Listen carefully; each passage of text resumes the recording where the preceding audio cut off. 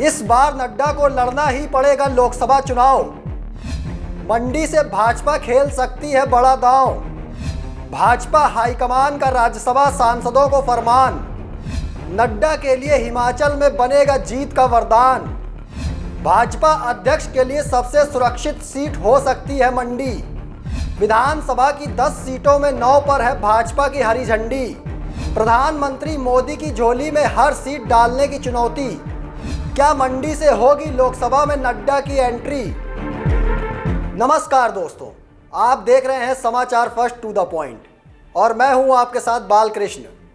मंडी संसदीय क्षेत्र में 2024 के चुनाव में कांग्रेस सांसद प्रतिभा सिंह को कौन चुनौती देगा, इसको लेकर भाजपा में अभी से संशय की स्थिति बनी हुई है। उपचुनाव में मिली हार से भाजपा अभी तक उभर नहीं पाई है। दूसरा, प्रदेश में अब कांग्रेस पार्टी की सरकार है। मंडी संसदीय क्षेत्र को भाजपा नेतृत्व ने देश के उन 62 क्षेत्रों की श्रेणी में रखा है जहां पार्टी की स्थिति बेहद कमजोर है। इस सीट पर पार्टी ने विशेष रणनीति के तहत काम करने की योजना बनाई है। भाजपा हर हाल में मिशन 2024 को सफल बनाना चाहती है। पार्टी हाईकमान और प्रधानमंत्री नरेंद्र मोदी ने राज्य इकाइयों को ये स्पष्ट कर दिया है कि एक एक सीट बहुत ज़रूरी है, फिर चाहे उसके लिए किसी भी बड़े नेता की साख को दांव पर लगाना पड़े। अगर किसी सीट पर पार्टी के पास बड़े नेता के सिवा कोई सशक्त विकल्प नहीं है तो उस दिग्गज नेता को चुनाव मैदान में उतरना ही होगा।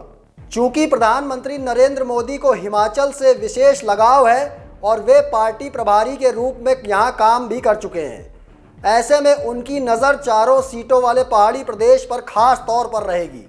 ऐसे में भाजपा अध्यक्ष जेपी नड्डा के नाम की चर्चा जोरों पर चल रही है, क्योंकि पार्टी के राष्ट्रीय नेतृत्व ने राज्यसभा के 2 कार्यकाल पूरा कर चुके नेताओं को 2024 का लोकसभा चुनाव लड़ने के निर्देश दे दिए हैं।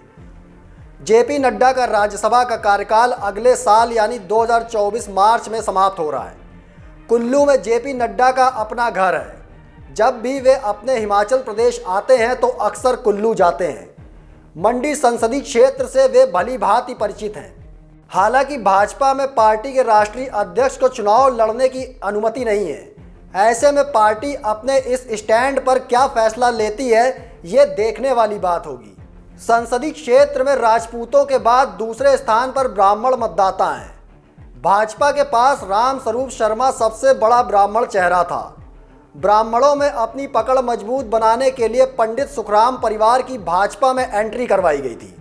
राम स्वरूप शर्मा के निधन के बाद भाजपा को बड़े ब्राह्मण चेहरा की कमी खल रही है और इस कमी को जेपी नड्डा पूरी कर सकते हैं। उधर लोकसभा चुनाव के लिहाज से कमज़ोर माने जाने वाली सीट मंडी में भाजपा के लिए जीत की बड़ी चुनौती है।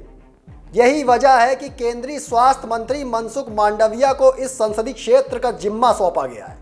वे मंडी संसदीय क्षेत्र में पार्टी नेताओं, पदाधिकारियों और कार्यकर्ताओं के साथ बैठक कर उनकी नब्ज टटोल रहे हैं। इतना ही नहीं, उन्होंने लाहौल स्पीति और कुल्लू जिले के नेताओं के साथ बैठक कर उनकी राय भी जानी है।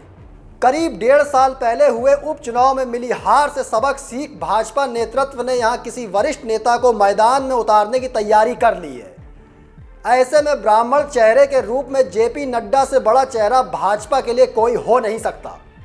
मंडी लोकसभा क्षेत्र में अगर सिर्फ मंडी जिले की बात करें तो यहाँ 10 विधान सीटों में 9 सीटें भाजपा की झोली में हैं। बस एक ही सीट धर्मपुर वाली है जहाँ से कांग्रेस विधायक चंद्रशेखर ने जीत दर्ज की है। पिछले लोकसभा उपचुनाव में मुकाबला कांग्रेस की प्रतिभा सिंह और भाजपा से ब्रिगेडियर खुशहाल सिंह ठाकुर के बीच हुआ था। ये उपचुनाव मंडी सीट से भाजपा सांसद रहे राम स्वरूप शर्मा के निधन के बाद हुआ था, जिसमें कांग्रेस की प्रतिभा सिंह ने जीत हासिल की थी। अब अगर 2024 लोकसभा चुनाव के हिसाब से भाजपा का गुणा भाग देखा जाए तो यहां से नेता प्रतिपक्ष जयराम ठाकुर भी भाजपा में एक बड़ा चेहरा है और राजपूत चेहरा भी है। ऐसे में अगर ब्राह्मण चेहरा जेपी नड्डा चुनाव लड़ता है तो जयराम ठाकुर का फुल सपोर्ट भाजपा की झोली में राजपूत वोटर्स भी डाल देगा।